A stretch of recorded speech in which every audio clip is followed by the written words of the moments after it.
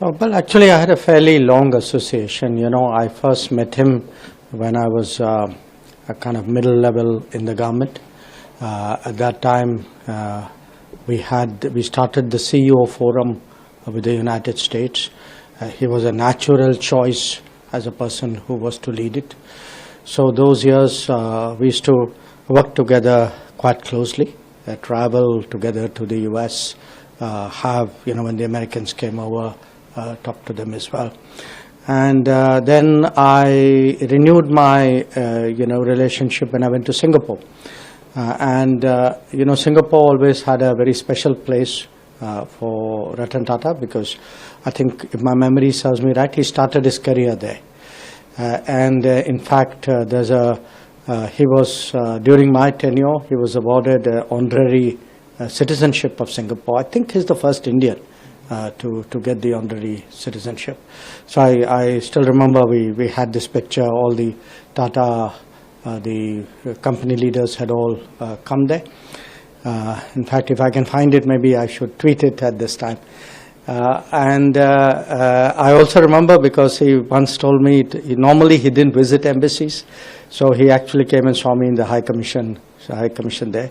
He was really a remarkable person, and I think if you look at the outpouring today of feeling, of affection, of respect, of regard, I mean, I can't remember anybody, honestly, in the world of industry who's evoked this kind of emotion among people across a very, very wide cross-section. I mean, it is truly seen as a national loss.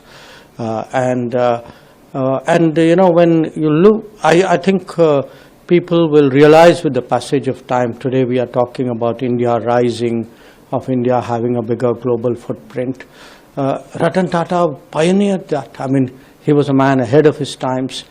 He took the Tata Group abroad in a way. I mean, today if there's a sort of a global, there's a global recognition of Indian industry, I think Ratan Tata deserves that credit. So he implanted us very firmly, actually, in global consciousness. And I think those of us, particularly from the foreign policy side, we really owe him a great debt for that. Of course, after I retired from the Foreign Service, I joined the Tata Group, I joined Tata Sons. I had many opportunities to sit down, talk to him. He had a tremendous understanding of the world on one side. The world of, my world, I could say, the world of international relations, but a tremendous understanding of the world of technology and business as well. And he would actually bring that together.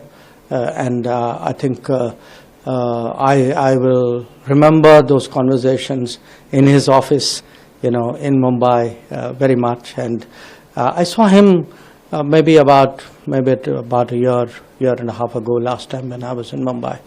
But he was, we use these words sometimes, someone who's a titan, who's a great person. But believe me, there's no adjective, no description which would match his.